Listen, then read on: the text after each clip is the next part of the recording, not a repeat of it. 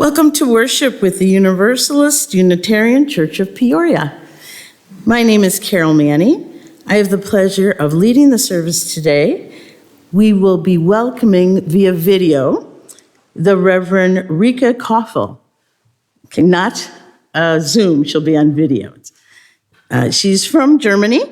She was born and raised in Germany. She graduated from the Theological Seminary, Meadville, out in Lombard.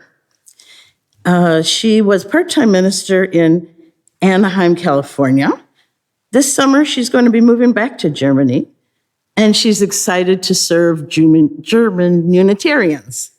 She remains deeply invested in our denomination here in the U.S. and has therefore recorded a couple of sermons for us to use. She hopes you will receive the little love offering with grace and joy. The members and friends, children, and youth of this congregation strive to live into our mission of embracing freedom, loving inclusively, growing in mind, body, and spirit, and adding to the health and wholeness of the world. In living our mission, we are mindful of those who came before us. This is the ancestral home of the Peoria people. They aided the European settlers who came down the Illinois River. We offer our respect to the Peoria people for who they were in the past and who they are today. For those of you who are new to the congregation, thank you for joining us today. Visiting a religious community, whether in person or online, is a leap of hope in search for meaning and connection. If you're online, if you could drop a note at the church website, and if you're in person, I'm around if you can connect with me at coffee afterwards. Here are a few notes about us gathering in person. Please turn your devices off. And everyone age 2 and up is asked to mask indoors.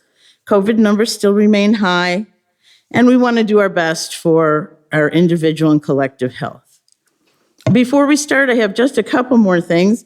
Our Sunday discussion group does meet at about 11:50. We gather, we'll be outside. We're talking about telling our story and just telling stories and what it means to each other and to ourselves. So I think it's pretty interesting. Hope a lot of people can join us.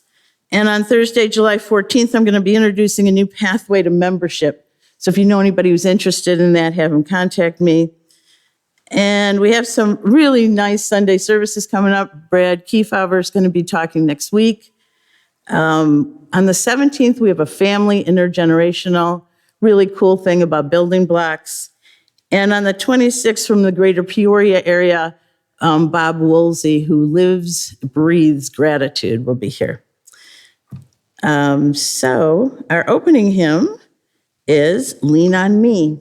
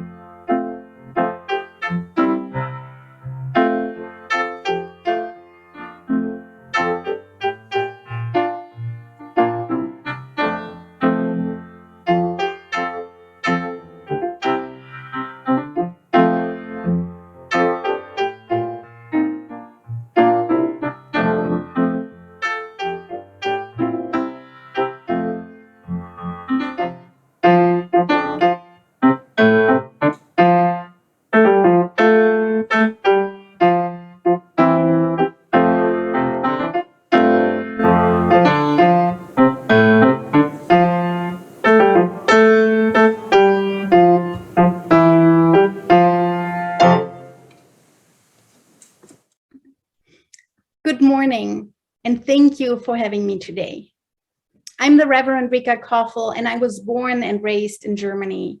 I came to the US when I was 20, and it is a special honor for me to talk to you today on the eve of this big American national holiday. In the lead up to today, my 11-year-old daughter Elise asked me what the 4th of July was all about.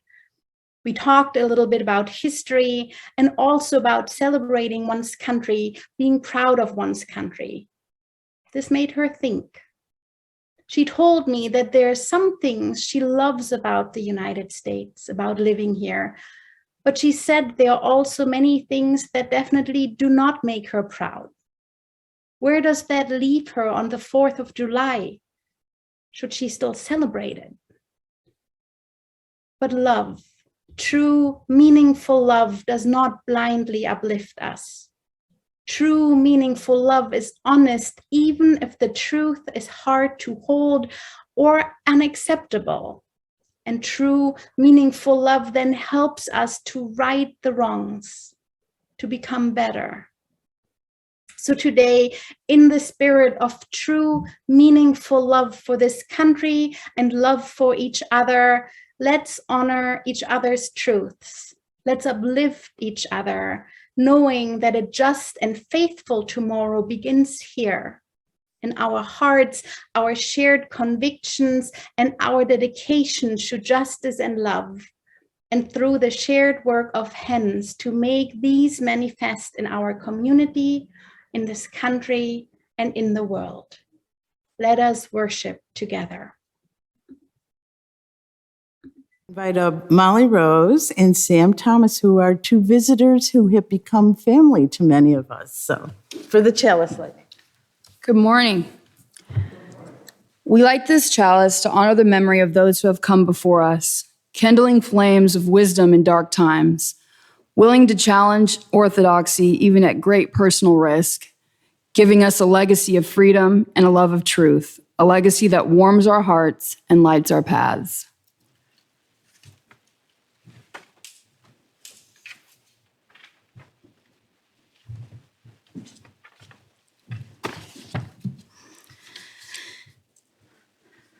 Thank you.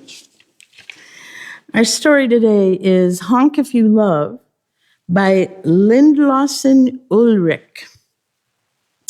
Starts out with a quote from Robert McNeish.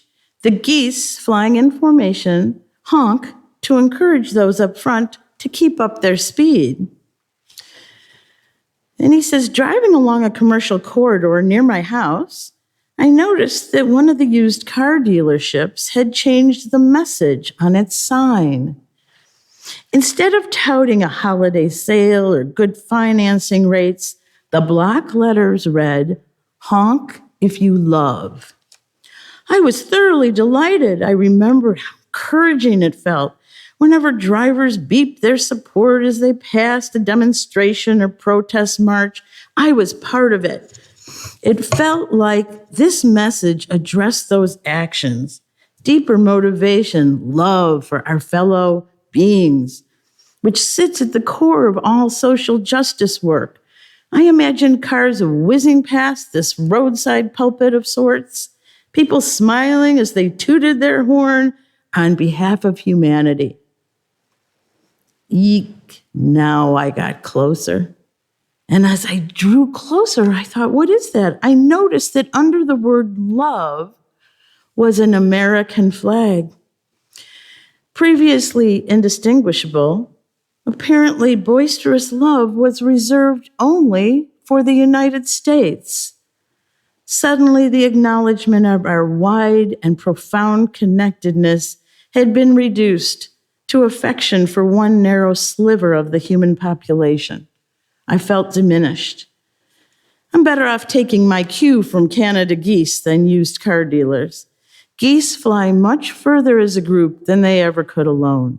When a goose has been injured, 2 or 3 others stay with it on the ground till it recuperates. And as the skein migrates, they honk to remind their fellow birds that they're nearby, ready to help, encouraging each other through the long hours of flight. If we have as much sense as geese, as Dr. Robert McNeish wrote, then our hearts must be moved by more than parochial interests. If we hope to foster a more compassionate world, we must practice caring for one another with joy over long distances.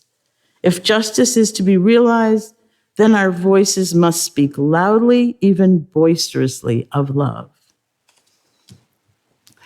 And if there's children, they can go into, I think they're doing some kind of a project.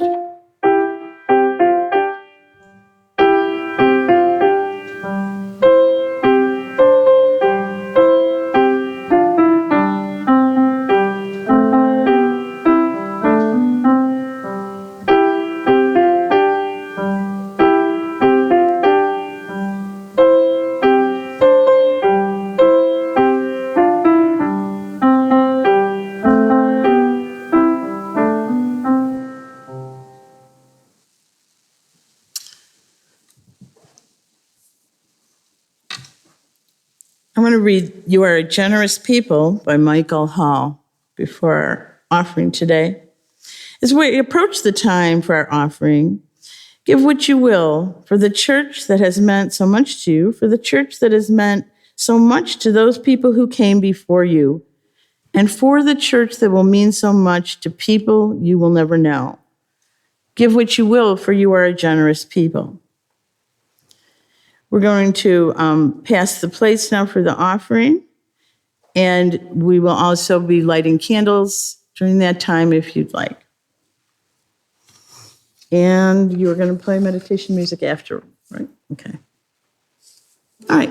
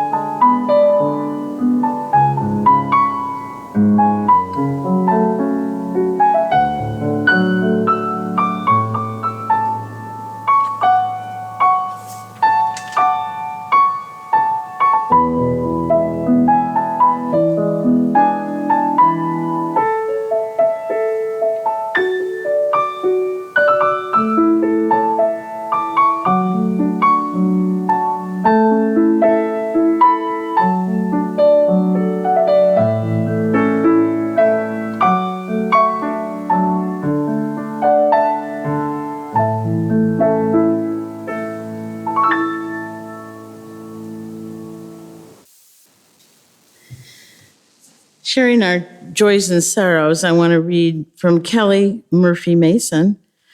Ours is a spiritual community where we find and forge connection. We trust in the strength of our mutual support, knowing how it has sustained us day after day, year after year. My fellow feeling encourage each of us towards even more compassionate living. The kindled lamp reminds us that we are here, we are kindred souls. We are never alone in the human condition. There is a love that cares for all. It's time to share our joys and sorrows, and some of you will share them privately in your heart. I want to say joys. I want to mention that I have great joy in working with this group putting together the Pride event. And it is such a terrific group of people loving, supporting, doing this wonderful thing. And people will come on and have an idea and everybody will just, yeah, that's great. It's a wonderful, joyful thing to be part of. I also, and I hope he doesn't mind, want to share the joy that I think Tom Byram is done with cancer treatment. Am I? Soon? Yep. So that's great.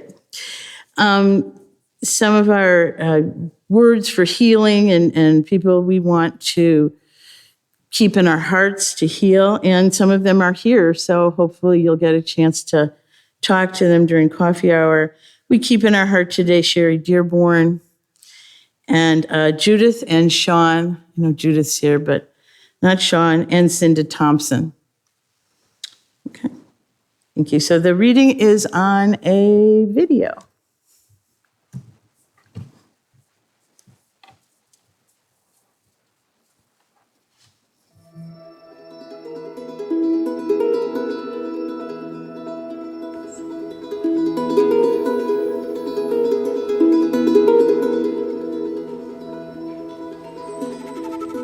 Do I look there or look there?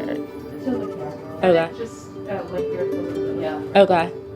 My name is Alexa Ann Watson, and I am the great-great-great-granddaughter of Frederick Douglass is my great-great-great-great. I am the great-great-great-granddaughter of Frederick Douglass. I am the great-great-great-great-grandchild. I've been counting on my fingers since I was like 5. Whenever you're ready, here we go. This is the 4th of July. It is the birthday of your national independence and of your political freedom. Fellow citizens, I shall not presume to dwell at length on the associations that cluster about this day. The simple story of it is that 76 years ago, the people of this country were British subjects. Oppression makes a wise man mad. Your fathers were wise men, and if they did not go mad, they became restive under this treatment. With brave men, there's always a remedy for oppression. They succeeded, and today you reap the fruits of their success. The freedom gained is yours, and you, therefore, may properly celebrate this anniversary. Fellow citizens, pardon me. Allow me to ask, why am I called upon to speak here today? What have I, or those I represent, to do with your national independence? Are the great principles of political freedom and of natural justice embodied in that Declaration of Independence extended to us? I am not included within the pale of this glorious anniversary. Your high independence only reveals the immeasurable distance between us. The blessings in which you this day rejoice are not enjoyed in common. The rich inheritance of justice, liberty, prosperity, and independence bequeathed by your fathers is shared by you, not by me. The sunlight that brought life and healing to you has brought stripes and death to me. This 4th of July is yours, not mine. You may rejoice, I must mourn. Fellow citizens, above your national tumultuous joy, I hear the mournful wail of millions. At a time like this, scorching irony, not convincing argument is needed. Oh, had I the ability and could reach the nation's ear, I would today pour out a fiery stream of biting ridicule, blasting reproach, withering sarcasm, and stern rebuke. For it is not light that is needed, but fire. It is not the gentle shower, but thunder. We need the storm, the whirlwind, and the earthquake. The feeling of the nation must be quickened. The conscience of the nation must be roused. The propriety of the nation must be startled. The hypocrisy of the nation must be exposed. And its crimes against God and man must be proclaimed and denounced. What to the American slave is your 4th of July? I answer, a day that reveals to him, more than all other days in the year, the gross injustice and cruelty to which he is the constant victim. To him, your celebration is a sham. Your boasted liberty an unholy license. Your national greatness, swelling vanity. Your sounds of rejoicing are empty and heartless. Your denunciations of tyrants, brass-fronted impudence. Your shouts of liberty and equality, hollow mockery. Your prayers and hymns, your sermons and thanksgivings, With all your religious parade and solemnity, are to him Mere bombast. Fraud. deception, Impiety. and hypocrisy. There is not a nation on the earth guilty of practices more shocking and bloody than are the people of these United States at this very hour.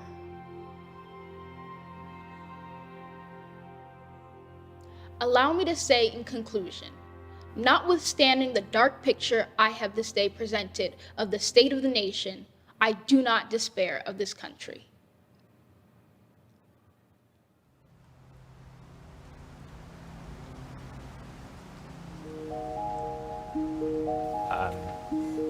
This speech was written almost 170 years ago, but this part of it is still extremely relevant, especially with today's protests. I think that when people are oppressed, they feel silenced, and if someone feels silenced, they get angry. There are certain tactics that you need to use to get people to really hear your voice, and it's not always going to be just like a very calm discussion. I think he's mostly talking to the people who are already on his side, but believe that they can still try to talk this out, or that things are still justifiable. I know a lot of people at the time were saying, and people now are still saying, that it's not as bad as it could be. While the 4th of July probably does not feel the same to me as it does to others, I wouldn't say that it has no meaning, because it is the time when America as a country became free from another country. But I would say that it's not the time in which I gained my freedom.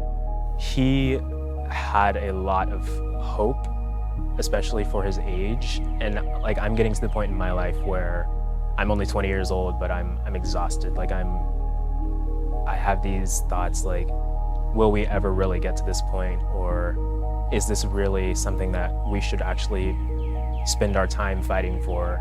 Somebody once said that pessimism is a tool of white oppression, and I think that's true. I think in many ways we are still slaves to the notion that it will never get better. But I think that there is hope, and I think it's important that we celebrate Black joy and Black life, and we remember that change is possible, change is probable, and that there's hope.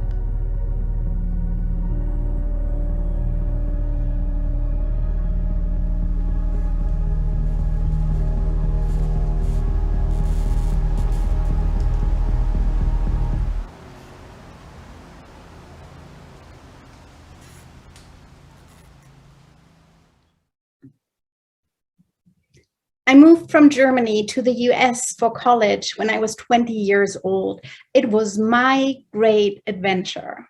And I always thought I was the first person in my family to visit the US, let alone live here. My parents hadn't been before I moved here, and neither had my grandparents. Or so I thought.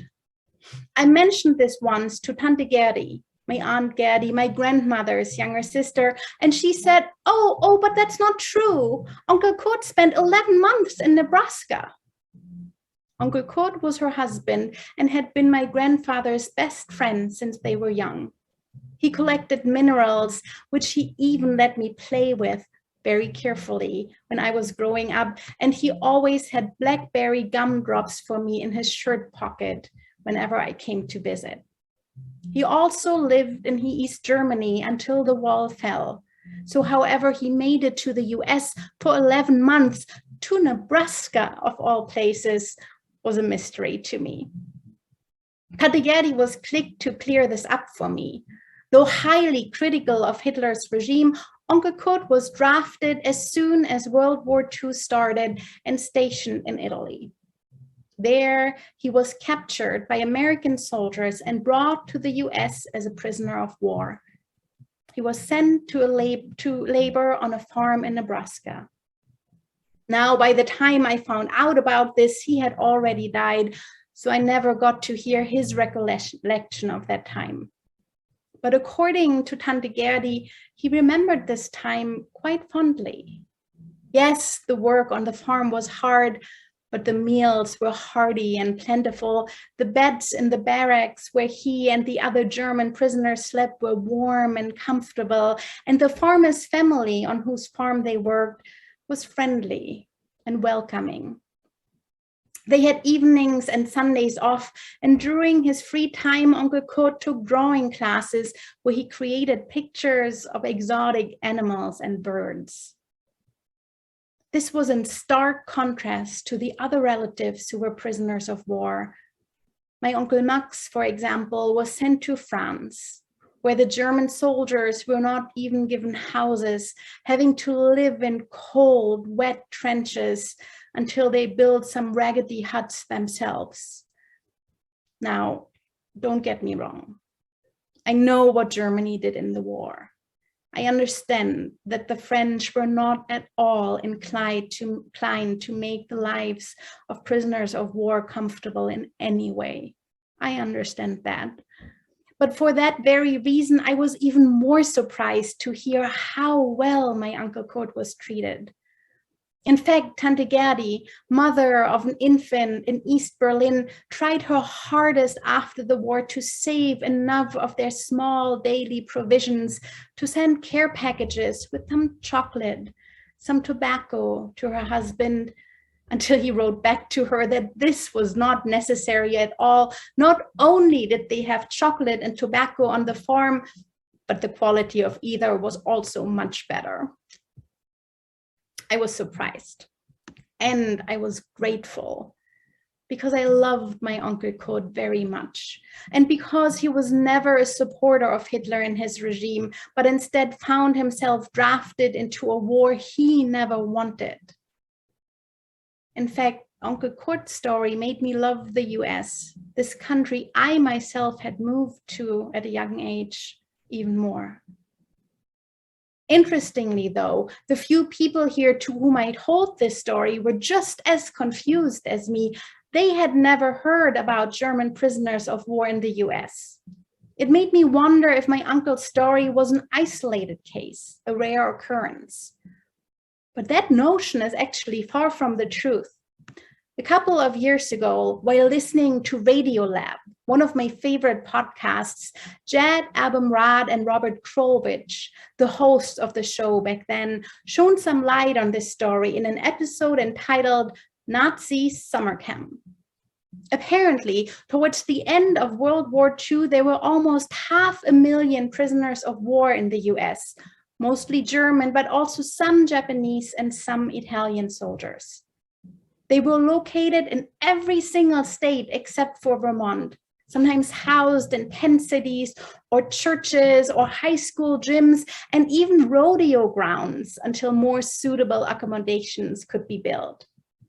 There were over 200 base camps, some of them housing up to 8,000 prisoners. And life in these camps was not bad. People had plenty of food. In fact, they were given so much food that in some cases they could not even finish it all. Though hard work was required, the prisoners were also treated well. And during times off, there was even entertainment. Prisoners were given musical instruments. They formed orchestras. There were pottery classes, or in the case of my Uncle Kurt, drawing classes. Of course, not everybody was happy with that. There were people in the population and in the media who were quite enraged about this from the very start. They were enraged about the cushy life enemy soldiers who were killing the sons of American families in the war abroad were provided with. After all, the war took a toll on America as well. But despite growing criticism, the US government held on to their treatment of enemy prisoners of war. The Geneva Conventions had just been signed a little over 10 years before, stating that prisoners of war should be given the same rations and treatments as the soldiers of one's own military. The US abided by these conventions, determined that there should not be a repeat of the gruesomeness of World War I. But of course, we now know that World War I's gruesomeness was to be overshadowed. We know that Germany did not abide by any laws and conventions. This became clear when US soldiers discovered German prisoner of war camps for American soldiers who were treated cruelly, violently, and who were even killed, massacred after surrender. That Germany did not follow any laws or conventions became even more clear when the concentration camps were discovered. At this point, resources in the US were becoming scarce. Also, in the camps hosting German soldiers, the relative freedom allowed the convinced Nazis, those who were not simply drafted but who followed Hitler willingly and enthusiastically, to organize themselves, perpetuate their ideologies, and bully prisoners like my Uncle Kurt, who did not share their convictions. All of this led to a renewed debate about how many of the scarce resources should be spent on such deplorable people. Should you be fair and humane to those who showed such a disregard for humanity? When push came to shove, there was a vote in Congress, and Congress voted to keep upholding the Geneva Conventions, to keep treating the German prisoners decently. Not only did they say that they didn't want to sink to the same level of Nazis, they didn't even want to use Nazis as a standard or a measurement. They decided to stick to their own standards, their own American ideals. And because of that, my Uncle Kurt, with his BlackBerry gumdrops and his mineral collection, did not have to suffer. And after some time, he returned safely home to his wife and his infant daughter. When my own young daughter asks me, what parts of America do I love? This is one of the stories that I tell her. I do think the choice to keep prisoners in humane circumstances, to treat them well, was a choice well made. I don't think it was an easy choice. Upholding one's ideals is often not. Choosing to hold on to one's goodness when faced with such evil is not easy. But I think it was right, and it fills me with gratitude. But of course, we also know that during that time, not only good choices were made, because these camps were not the only camps. There were also internment camps where over 100,000 people of Japanese ancestry, the majority of them American citizens, were housed after they were yanked out of their lives simply because their background made them seem like a threat. And the conditions in these camps, sparsely erected wooden buildings that did not keep out the cold, the wind, sometimes even the rain, where up to 25 people were crammed into rooms designed for 4, where there was often no plumbing, these conditions were bad. Food was scarce and of low quality, lives were destroyed, and harm was done. The ruptures in families and the psychological damage that was done carried forth into the next generations as well.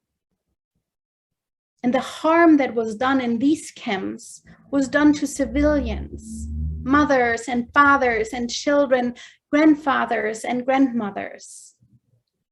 People like you and me, people who did not fire at American sons on the battlefield and who did not commit genocide. And of course, all of this also happened long before the civil rights movement, when segregation was still rampant in many parts of the US, including the military. I'm so grateful that my Uncle Kurt was treated so kindly. And also, the US treated Nazi soldiers better than many of its own citizens. Both of this is true. It is undeniable that racism played a part in this. What this shows is something that also became quite apparent again in recent years, that in many parts of America, a white life counts more than the life of a person of color, even if the white life is a Nazi soldier or sympathizer. Holding the hard truth is also an act of love. It's also an act of patriotism. Now, in the podcast that I mentioned, the hosts also bring up racism, but in addition, they quote Paul Springer, a military historian who raises another reason, not one to replace racism as an explanation for this grave and unjust discrepancy in treatment, but to add to it. He says that one of the main differences was that there were clear rules governing international law, like the Geneva Conventions, when it came to the treatment of prisoners of war. The same was not true for American citizens. In fact, even Japanese soldiers who became prisoners of war were treated far better than the American civilians of Japanese ancestry in the internment camps. For them, there were no clear rules. They were in a weird gray zone outside of the law.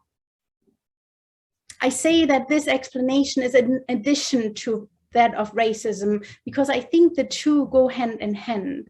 Within systemic racism, having rules applied to you, laws work in your favor, is not a basic right, but a privilege that not everyone enjoys. We have seen this time and time again.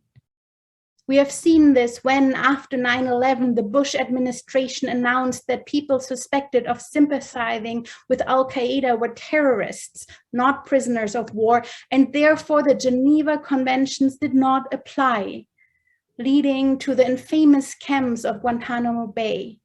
To this day, out of the 780 prisoners who were taken to Guantanamo Bay, 37 detainees still remain at the camp. They have been held there for nearly 2 decades without a trial. And we have also seen this when the Trump administration decided that the rights usually guaranteed to asylum seekers do not apply at the southern border, separating children from their parents, holding people in dehumanizing and cruel conditions, and making a mockery of legal procedure when 3-year-old children were asked to make a case in front of immigration judges. We have seen this when the Chinese Exclusion Act was passed in 1882, a law severely restricting immigration to the US, the first law to suddenly do so for one specific group after centuries of Europeans freely and legally entering the US to start new lives here.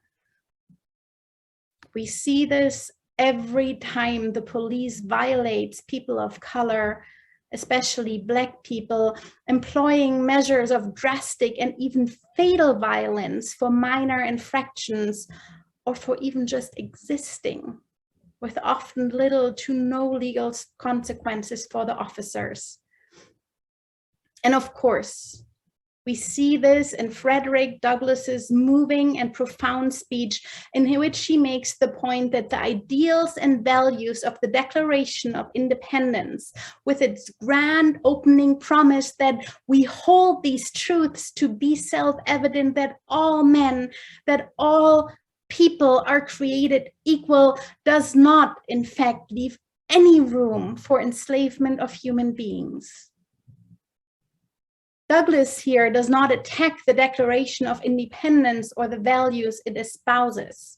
What he decries and condemns, though, is the fact that its guarantees are not equally applied to every person in the US. He says, in that instrument, the Declaration of Independence, I hold there is neither warrant, license, nor sanction of the hateful thing, but interpreted as it ought to be interpreted, the Constitution is a glorious liberty document. Read its preamble, consider its purposes. Is slavery among them? Is it a gateway? Or is it in the temple? It is neither. Douglass does not take issue with the American ideals, but with the inconsistencies of their application. And it is these inconsistencies precisely that have and still do create systems of oppression and of structural racism. What I love about this country is that there are ideals and laws and promises that allowed for my Uncle Kurt, an enemy soldier, to be treated decently and fairly. What breaks my heart and fills me not just with despair and anger, but also the urgent need to work for change, is the fact that the very same ideals, laws, and promises are not fulfilled in the same way for Black, Indigenous, and people of color in the US.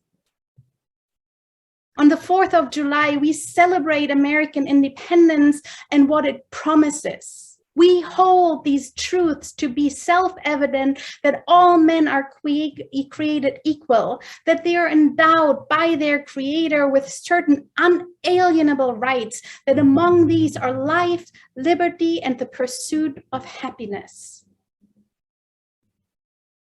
Maybe for some of you, these sentences and what they imply are part of what you love about the US. I also think they are good rules to live by as a country. These sentences are a good underlying foundation for all other laws and rules we may come up with. And maybe it is now time, maybe the act of patriotism, of love for our country that is so direly needed, is to stop viewing these sentences as just the ideals that the country was founded on and that we might aspire to, but as binding rights and promises and a resulting duty for all of us, for all Americans, to make sure that they are applied equally and consistently to all. May it be so, and blessed be.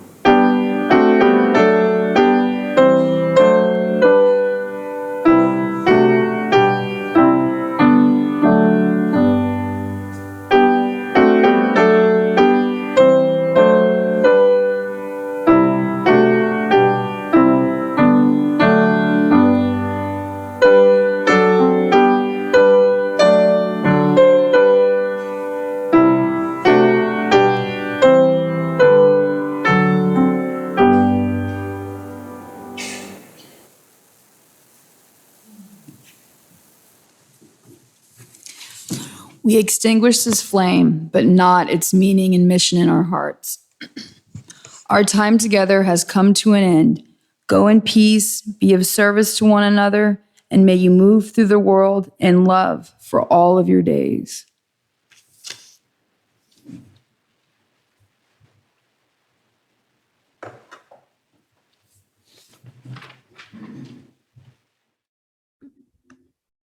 In the 1950s, grappling with patriotism in his country after World War II, the German poet Bertolt Brecht wrote the Children's Hymn, an alternative national anthem for a new Germany he was envisioning. I want to leave you today with the last stanza of that hymn. And because we'll make it better, let us guard and love our home. Love it as our dearest country, as the others love their own. May it be so. Happy 4th of July, and blessed be.